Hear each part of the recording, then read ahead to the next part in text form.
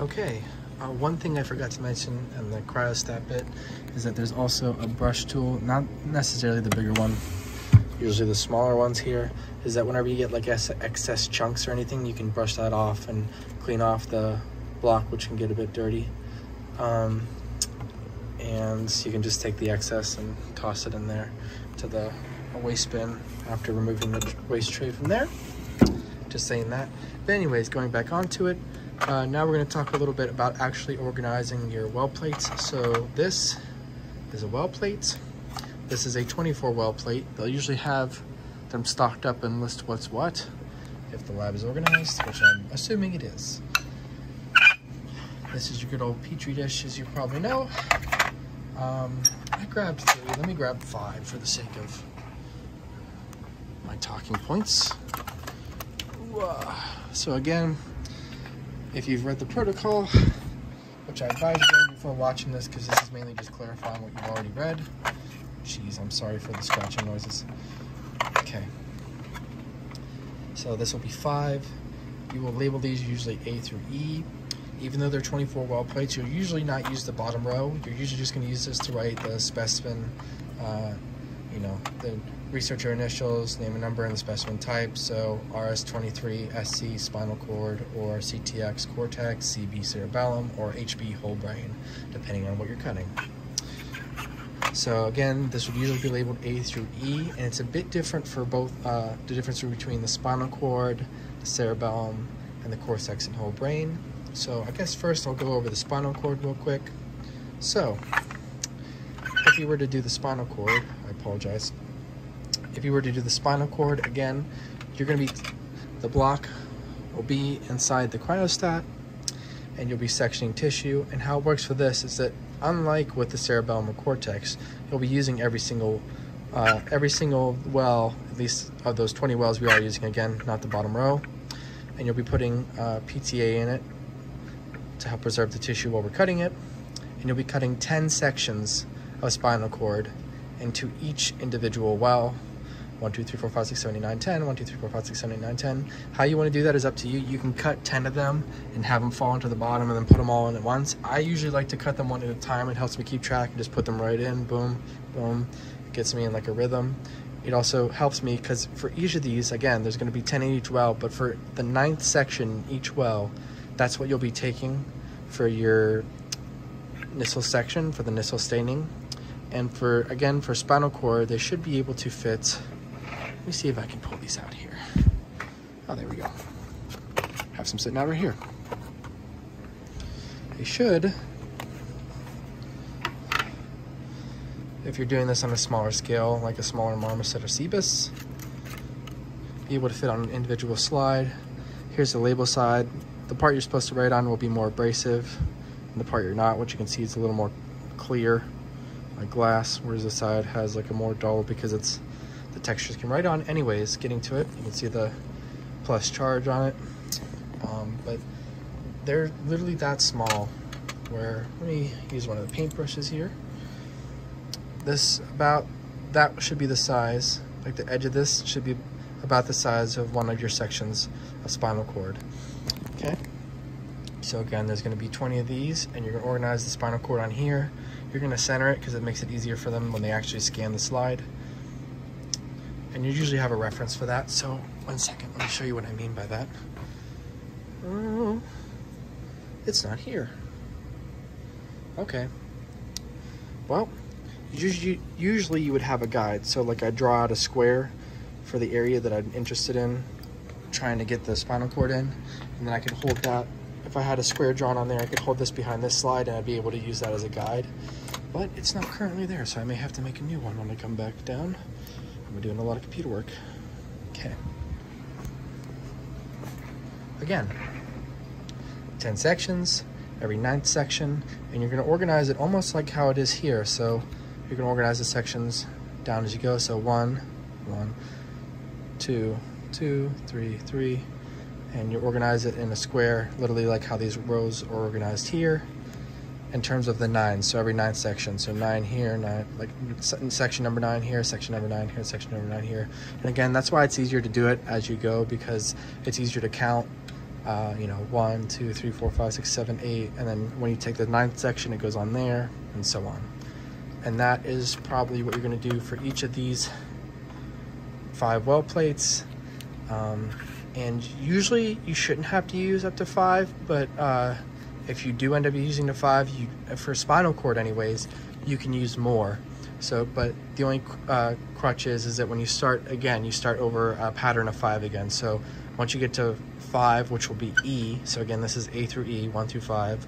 Once you get to 6, you do A2, and so on. So A2, 7, B2, and so on, if that makes sense. But you only do that for spinal cord just because of the way we do it. But that usually shouldn't be the case. And again, any more details I get into on the actual protocol. So again, that was for spinal cord. So going over it, this is for cerebellum. For cerebellum, we actually do every 9th section. Well, I said, sorry, every 9th well. Only because it is still every 9th section, but unlike with spinal cord, where we're able to just put, because they're so small, we're able to fit easily 10 into each well and go about it that process. That's just the way they've chosen to do it. For cerebellum, well, for spinal cord, let me put it this way. If you put 10 sections of the beginning into a well, and then 10 sections of the middle, and then 10 sections at the end of this into the same well, so if we were going to do passes, like I mentioned in the protocol, then most of them would look the same, so it's hard to tell the difference. However, if you do more than one pass of a cerebellum, so when I say a pass, I mean going all the way through all 5 of these well plates, which would add up to 100 sections, and then start again. Section 101 of a cerebellum, which will start again in well A, is going to look very different than section 1. So you're able to tell between them, versus with spinal cord, you can't put them in the same wells because you literally can't. It's way harder to tell section 101 from 201 from 301 in the spinal cord, because the difference is minor compared to something like a cerebellum as you're cutting through it.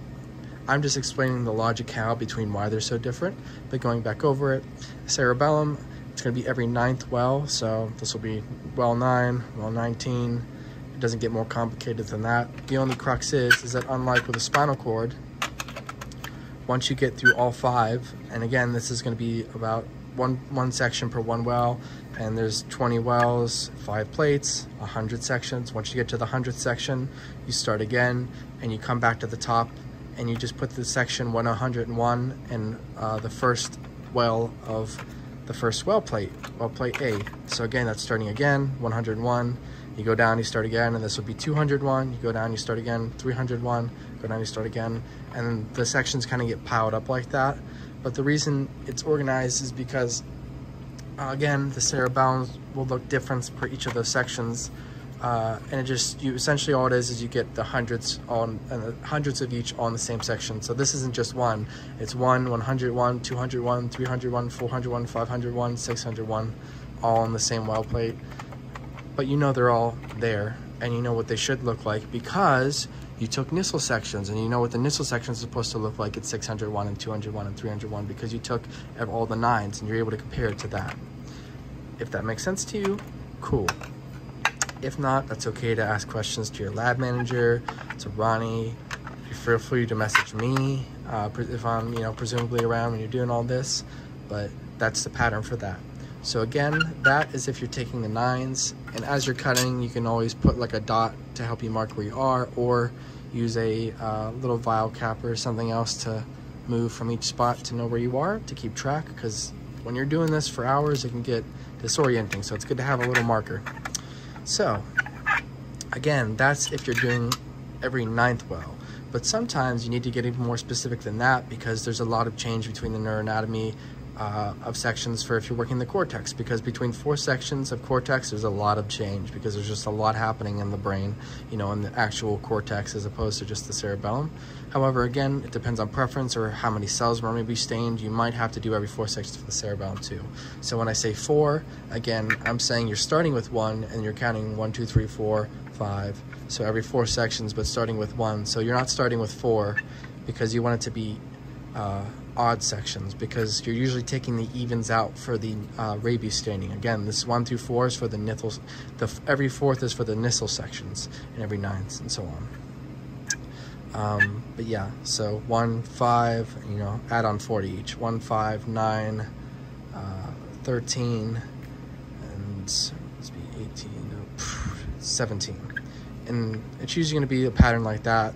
And it kind of looks neat whenever you circle it, because so it'd be 1, 5, if I can focus, 9, 13, 17. So it kind of makes a diagonal like that. So it makes it easy when you're making the slides if you want to just circle it. But it's usually that same pattern for the 4s, where it's going to be 1, 5, 9, 13, 17, no matter what. So like for instance, it's going to be 21, 25, 21, 25, 29, 33, 37. You get what I'm saying? So 17, 37, so on and so forth. So there I have a little pattern to them.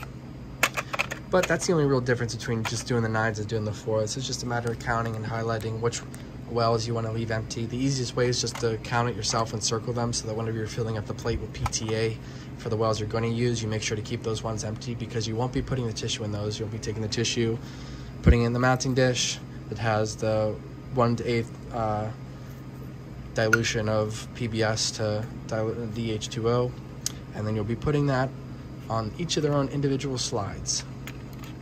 So again, every 4th section or every 9th section, so let's say it's a Cortex, every 4th section that I just mentioned will go on the slide like that, and the rest of the sections will stay in the well plate until you're ready to stain those for Rabies, because the sections you're taking out are the Nissls that you're going to be using to reference to help you put the other Rabies stained tissue onto slides later and keep them organized, which I'll get into in the staining protocol. But that's just so you can see it with your own eyes. And again, this will be labeled A through E, and that's the logic how.